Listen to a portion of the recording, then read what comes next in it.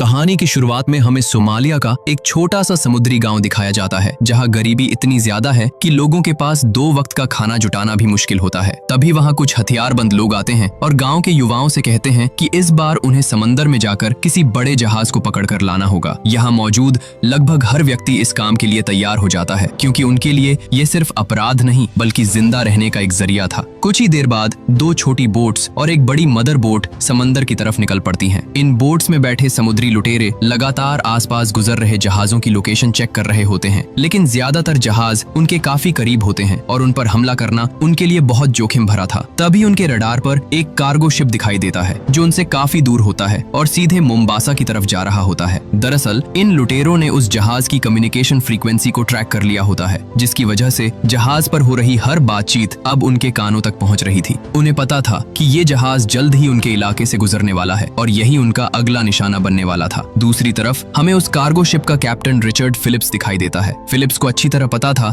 कि जिस रास्ते से उनका जहाज गुजर रहा है वो दुनिया के सबसे खतरनाक समुद्री इलाकों में से एक है, जहां सोमालियाई समुद्री लुटेरों का खतरा हमेशा बना रहता है। यही वजह थी कि वो पहले से ही पूरी तरह सतर्क था। कुछ देर बाद जब फिलिप्स दूरबीन से समंदर की तरफ देखता है तो उसे दूर कहीं से तेजी से उनकी तरफ आती हुई छोटी बोट्स दिखाई देती हैं। पहले तो वो उन्हें सामान्य मछुआरों की बोट समझता है, लेकिन जब वो रडार पर उनकी गतिविधियां देखता है तो उसे महसूस होता है कि कोई लगातार उनका पीछा कर रहा है। फिलिप्स तुरंत अपने क्रू मेंबर्स को जहाज को बाईं तरफ मोड़ने का आदेश देता है, लेकिन हैरानी की बात यह होती है कि वे बोट्स भी ठीक उसी दिशा में मुड़ जाती हैं। अब फिलिप्स समझ चुका था कि ये कोई साधारण मछुआरे नहीं बल्कि समुद्री लुटेरे हैं जो उनके जहाज को निशाना बनाने आ रहे हैं। वो तुरंत UK maritime trade operation centre Dubai से संपर्क करता है और उन्हें स्थिति के बारे में बताता है। उधर से जवाब मिलता है कि उन्होंने शिकायत दर्ज कर ली है और सभी दरवाजे बंद कर दिए जाएं क्योंकि संभव है कि वे सिर्फ मछुआरे हों। लेकिन फिलिप्स आत्मविश्वास से जवाब देता है ये मछुआरे नहीं हैं। वो एक बार फिर दूरबीन उठाता है और इस बार साफ देख लेता है कि उन बोट्स पर मौजूद सभी लोगों के हाथों में हथियार हैं। अब खतरा पूरी तरह साफ हो चुका था। फिलिप्स दोबारा मदद मांगने की कोशिश करता है, लेकिन इस बार उसके दिमाग में एक अलग ही योजना चल रही होती है। वो जानता था कि लुटेरे उनकी हर बातचीत सुन रहे हैं, इसलिए वो जानबूझकर ऊंची आवाज में बोलता है कि 5 मिनट के अंदर आर्मी का हेलीकॉप्टर उनकी मदद के लिए पहुंचने वाला है। असलियत में उसका किसी से कोई संपर्क नहीं हुआ था। ये सिर्फ लुटेरों को डराने के लिए खेला गया एक दाव था। उसकी ये चाल काम कर जाती है। पीछा कर रही 2 बोट्स में से एक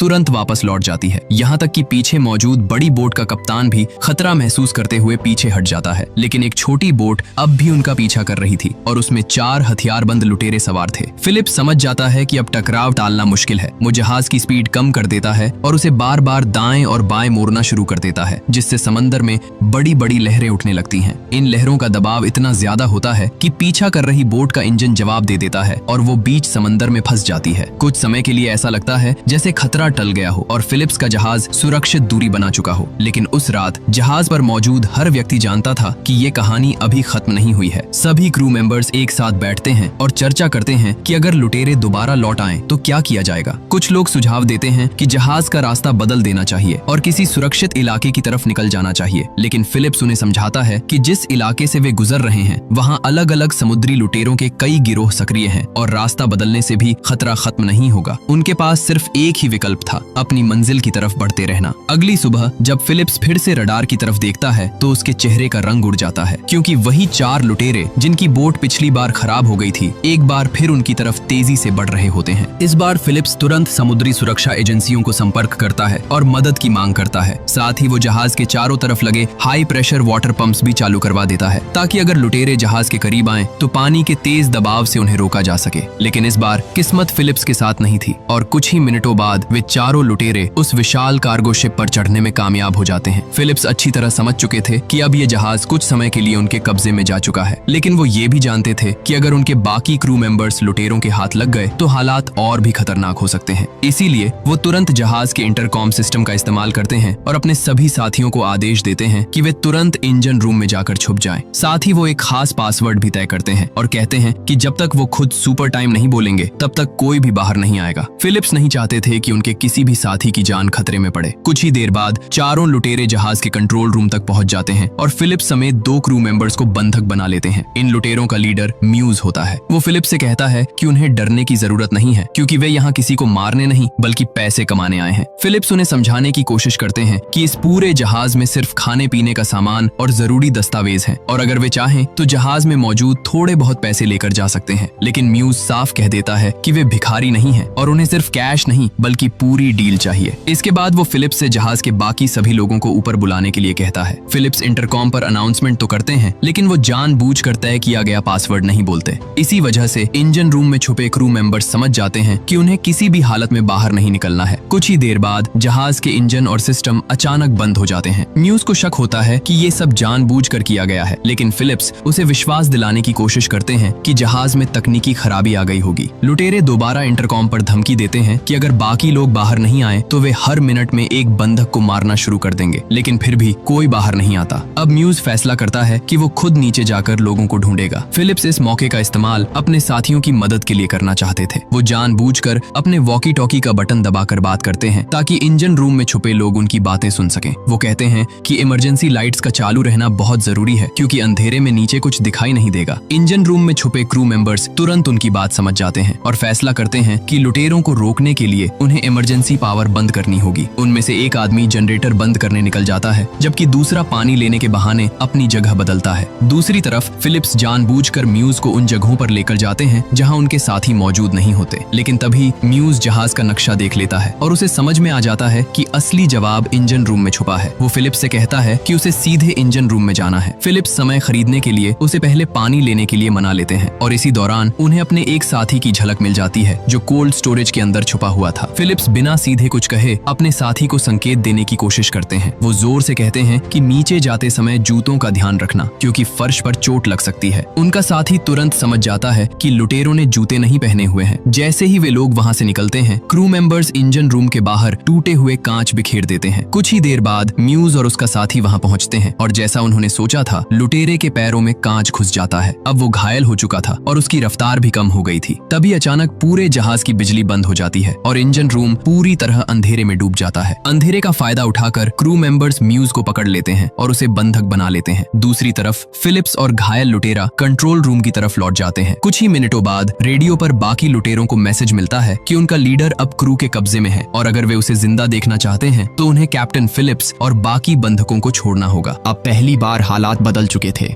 जो लुटेरे कुछ देर पहले पूरे जहाज पर राज कर रहे थे, अब उनका खुद का लीडर दुश्मनों के कब्जे में था। फिलिप्स इस मौके का फायदा उठाते हुए उन्हें एक समझौते का प्रस्ताव देते हैं। वह कहते हैं कि उन्हें एक लाइफ बोट दी जाएगी, कुछ पैसे दिए जाएंगे और अगर वे चाहें तो सुरक्षित वहां से जा सकते हैं। बदले में उन्हें जहाज और बंधकों को छोड़ना होगा। कुछ देर सोचने के बाद म्यूज इस सौदे के लिए तैयार हो जाता है। क्रू मेंबर्स उसे छोड़ देते हैं और लुटेरे लाइफ बोट में जाने लगते हैं। फिलिप्स को लगता है कि आखिरकार यह डरावना सपना खत्म होने वाला है, लेकिन वह नहीं जानते थे कि म्यूज के दिमाग में अभी एक आखिरी चाल बाकी थी। जैसे ही म्यूज लाइफ बोट में पहुंचता है, वह अपने साथी को इशारा करता है और अगले ही पल एक लुटेरा अपनी बंदूक के पिछले हिस्से से फिलिप्स पर जोरदार हमला कर देता है। इससे पहले कि कोई कुछ समझ पाता, फिलिप्स को जबरदस्ती लाइफ बोट के अंदर धकेल दिया जाता है और दरवाजा बंद कर दिया जाता है। कुछ ही सेकंड में लाइफ बोट समुद्र में उतार दी जाती है और चारों लुटेरे अब कैप्टन फिलिप्स को अपने साथ लेकर खुले समुद्र की तरफ बढ़ने लगते हैं। जहाज पर मौजूद क्रू मेंबर्स कुछ नहीं कर सकते थे। वे सिर्फ दूर जाते हुए उस छोटे से लाइफ बोट को देख रहे थे जिसके अंदर उनका कैप्टन अब समुद्री लुटेरों का बंधक बन चुका था। लेकिन उन्हें यह नहीं पता था कि इस घटना ने अब पूरी दुनिया का ध्यान अपनी तरफ खींच लिया है और बहुत जल्द दुनिया की सबसे ताकतवर नौसेना इस मामले में शामिल होने वाली थी। कुछ ही घंटों के अंदर अमेरिकी नौसेना अपने ड्रोन और युद्धपोत उस इलाके में भेज देती है। ड्रोन में लगे कैमरे लगातार उस लाइफ बोट पर नजर बनाए रखते हैं और हर गतिविधि पर निगरानी रखी जाती है। दूसरी तरफ चारों लुटेरे अब सोमालिया पहुंचने की कोशिश कर रहे होते हैं क्योंकि उन्हें पता था कि अगर वे अपने इलाके तक पहुंच गए तो फिर उन्हें पकड़ना लगभग नामुमकिन हो जाएगा। लेकिन अब उनके सामने एक नई समस्या खड़ी हो चुकी थी। उनके पास खाने पीने का सामान तेजी से खत्म हो रहा था और तनाव की वजह से चारों लुटेरे आपस में ही झगड़ने लगे थे। हालात इतने खराब हो चुके थे कि अब उनके बीच भरोसा भी टूटने लगा था। इसी बीच अमेरिकी नौसेना उनसे रेडियो के जरिए संपर्क करती है और कहती है कि अगर वे कैप्टन फिलिप्स को छोड़ दें तो उन्हें सुरक्षित जाने दिया जाएगा। म्यूज घबराया हुआ जरूर था, लेकिन वह फिलिप्स को छोड़ना नहीं चाहता था। वह बार बार यही कहता है कि वे आतंकवादी नहीं बल्कि गरीब मछुआरे हैं जो सिर्फ पैसे कमाने के लिए यह सब कर रहे हैं। इसके बाद वह कैप्टन फिलिप्स की रिहाई के बदले $10 मिलियन की मांग करता है। हालांकि अमेरिकी नौसेना जानती थी कि असली लड़ाई अब समय के खिलाफ थी। कुछ देर बाद अमेरिकी नौसेना खाने और पानी के बहाने अपनी छोटी बोट्स उनके पास भेजती है। इस दौरान फिलिप्स पहली बार अमेरिकी सैनिकों से बात करते हैं और उनसे सिर्फ एक सवाल पूछते हैं, क्या मेरी फैमिली को पता है कि मैं जिंदा हूँ? सैनिक उन्हें बताते हैं कि उनकी पत्नी और परिवार को हर पल की जानकारी दी जा रही है। यह सुनकर फिलिप्स के चेहरे पर थोड़ी राहत दिखाई देती है, लेकिन तभी लुटेरों में से एक को यह बात पसंद नहीं आती और वह फिलिप्स के कान के पास गोली चला देता है ताकि वह ज्यादा बात ना कर सके। गोली की आवाज सुनते ही अमेरिकी नौसेना अपनी बोट्स को पीछे हटा लेती है। अब हालात पहले से भी ज्यादा तनावपूर्ण हो चुके थे और हर गुजरता हुआ मिनट फिलिप्स की जिंदगी के लिए खतरा बनता जा रहा था। रात होने तक लाइफ बोट सोमालिया के काफी करीब पहुंच चुकी थी। फिलिप्स समझ चुके थे कि अगर वे एक बार सोमालिया पहुंच गए तो शायद उनके बचने की उम्मीद खत्म हो जाएगी। इसी वजह से वह एक बड़ा जोखिम उठाने का फैसला करते हैं। वह टॉयलेट जाने का बहाना बनाते हैं और मौका मिलते ही एक लुटेरे को पानी में धक्का देकर खुद भी समंदर में कूद जाते हैं। अंधेरे और समुद्र की लहरों के बीच फिलिप्स पूरी ताकत से अमेरिकी जहाजों की तरफ तैरने लगते हैं, लेकिन इससे पहले कि अमेरिकी नौसेना उन्हें बचा पाती, लुटेरे एक बार फिर उन्हें पकड़ लेते हैं और वापस लाइफ बोट में ले आते हैं।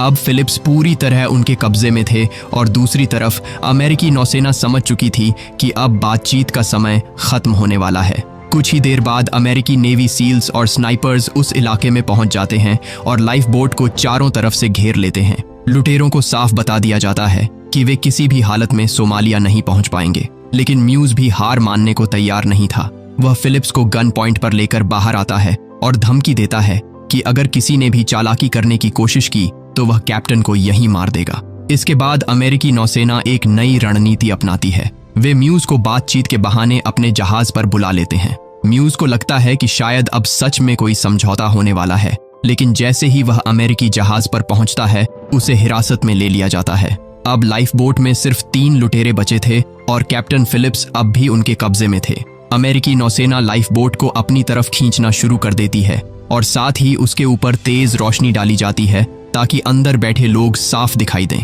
दूसरी तरफ अमेरिकी स्नाइपर्स लगातार सही मौके का इंतजार कर रहे थे। फिलिप्स को लगने लगा था कि शायद वह अब कभी अपने परिवार से नहीं मिल पाएंगे। वह मन ही मन अपनी पत्नी और बच्चों के बारे में सोचने लगते हैं। इसी बीच लाइफ बोट के अंदर लुटेरों और फिलिप्स के बीच हाथापाई शुरू हो जाती है। हालात तेजी से बिगड़ रहे थे और अमेरिकी कमांडर्स समझ चुके थे कि अब 1 सेकंड की देरी भी फिलिप्स की जान ले सकती है। तभी अचानक लाइफ बोट को खींच रही रस्सी को ढीला छोड़ दिया जाता है और बोट को जोर का झटका लगता है। बस यही वह पल था जिसका स्नाइपर्स इंतजार कर रहे थे। एक ही सेकंड में 3 अलग अलग गोलियों की आवाज गूंजती है और तीनों लुटेरे वहीं ढेर हो जाते हैं। कैप्टन फिलिप्स को सुरक्षित बाहर निकाल लिया जाता है। कई दिनों के डर, तनाव और मौत के साए में रहने के बाद आखिरकार वह सुरक्षित थे, लेकिन इस पूरी घटना ने उन्हें अंदर तक तोड़ दिया था। दोस्तों, अगर आपको एक इंसान के हौसले, समझदारी और मुश्किल हालात में लिए गए फैसलों की यह कहानी पसंद आई हो तो वीडियो को लाइक जरूर करें। और अगर आप ऐसी ही शानदार और सच्ची घटनाओं पर आधारित मूवी एक्सप्लेनेशन देखना पसंद करते हैं तो चैनल को सब्सक्राइब करके बेल आइकन दबाना बिल्कुल मत भूलिएगा। इस वीडियो को लाइक करें, हमारे चैनल को सब्सक्राइब कर बेल आइकन जरूर प्रेस करें